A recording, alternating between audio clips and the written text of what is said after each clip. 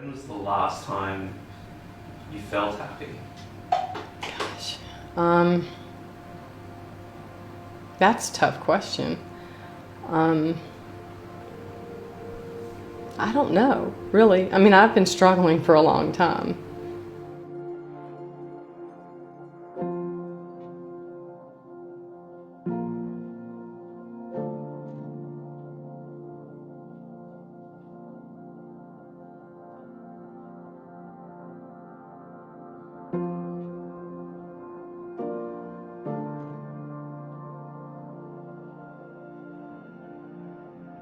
Food's been an issue for me as long as I can remember. I mean, my first memory of food and like trouble with food was 3 or 4 years old. I would creep down the hallway and I would quietly go into the pantry and it was always sugar. And my mother saw really early in my childhood that I seemed to have a problem with sugar, and so she actually fed me differently. How we looked was very important. My brother always had a fast metabolism, always skinny. I wasn't fat growing up, but did struggle with my weight. I mean, I would gain and lose, and lots of moments with my mother where she would say, "You have such a pretty face if you just lose weight." When I was 16, that was the first time I learned about bulimia, and so that was how I started to lose weight. I almost don't remember a time where it wasn't a problem and where I didn't feel shame. As an adult now, looking back, I can see that I was using it to fill a hole because I just felt like I wasn't. Probably a good way to sum it up is there's something wrong with me. And I'm not lovable. And yeah, so I used food to soothe from as early as I can remember. I don't like what I see when I look in the mirror. And when I looked in the mirror, I just saw somebody that was not as worthy. It's almost, I would describe it as I felt guilty for taking oxygen, taking up space. I just didn't feel like I had a lot to contribute. When Chris talked about doing this event and kind of making more information available about how he takes care of himself and how he's been able to do this and sustain it for all these years, I knew that I needed to be a part of it. I want to not just achieve in the area of health and nutrition. I want to achieve and become everything that I know that I was made to be. And so I hope that you will consider me and choose me for Bali. I promise you that I will pay it forward and that I will be a success story. I'm Caroline Hinton, and I'm from Park City, Utah. After the event, I was thinking that I hoped I followed through. I didn't have a lot of self-belief because I had tried so many things and I made so many promises to myself and had failed to follow through for so long that I really questioned if I would follow through. But you did follow through. I did. Yeah, I did. This has been such an easy lifestyle. Based on my experience, my age, I'm not in my 30s or 40s. And so, I thought it would just take me forever to lose weight too, because, I've wrecked my metabolism. I've done so many unhealthy things. If it wasn't gonna work for anybody, I'm kind of like a great candidate for it to fail on, but it worked. And the other thing I'll say is I haven't exercised.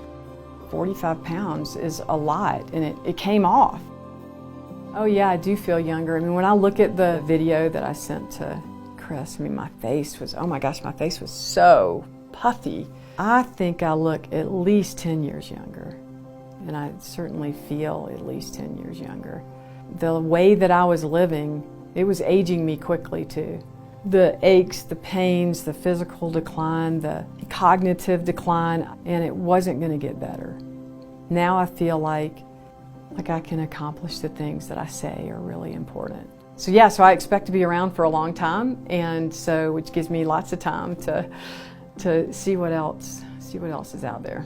It's different and it's great, and I wouldn't have believed you. I mean, I just would have said, you know, it might work for other people, but you know, you don't know how many times I've failed. I've done everything, you know, from Weight Watchers to B12 shots to Jenny Craig. There have been so many times where I starved myself and I didn't lose any weight. And, you know, I'd be like, what? Like, I'm not eating anything, you know?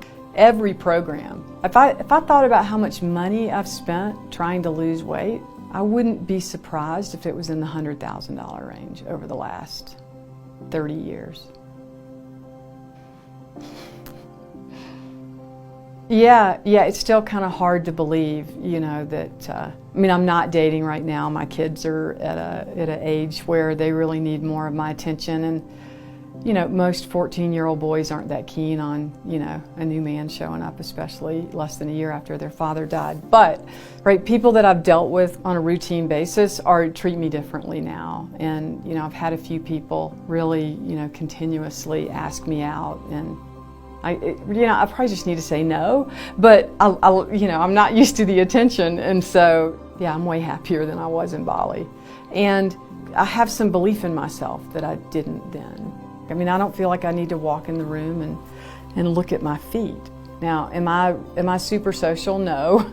You know, I'm still working at it. It's not comfortable for me, but it's for different reasons now. And, you know, I feel connected to the other people that are doing this lifestyle. It feels like we're all growing up together and all having the same great experience.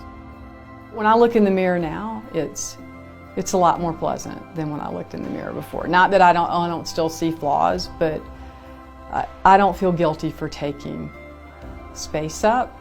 I feel like my experience may be able to benefit somebody else, because I don't know that many people who struggled more with this than I have in my life, right? When you think about addiction or people on drugs, and you think about under the bridge, you know, that person's like an under the bridge homeless.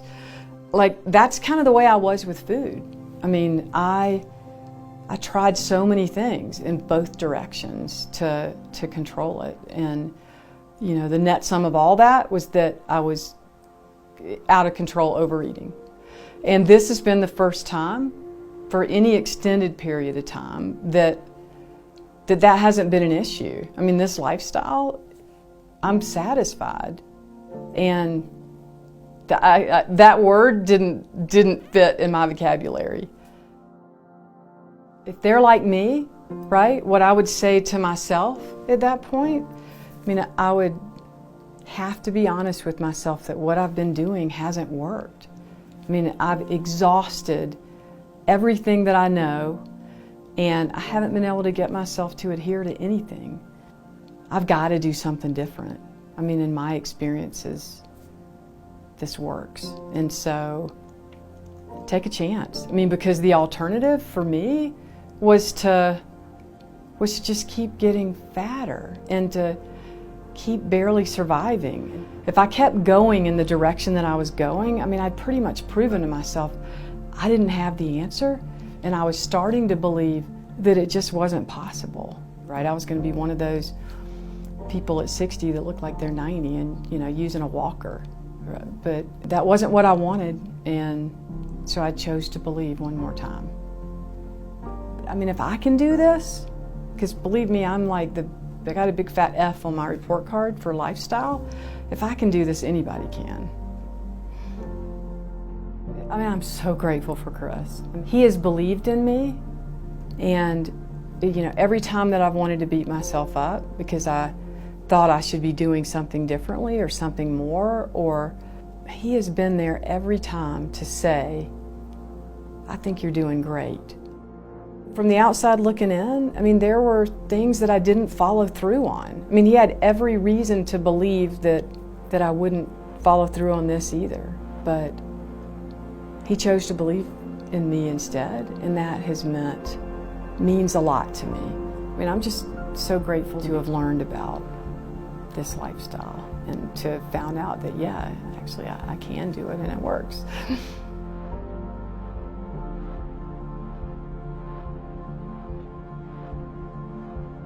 There's so much stuff that I've learned from you, Chris. I mean, you believing in me enough to allow me to come to Bali and encouraging me. I mean, you gave me more grace than I gave myself.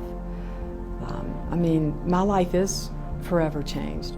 I no longer believe that I can't do it. I mean, and that's because of you. And I want to thank you because you're so successful. You don't have to do this. I mean, I know it's a conscious choice, and I'm very, very grateful. So I just want to say thank you again. Anyway, thank you. Thanks for listening to the video, and thanks for this opportunity.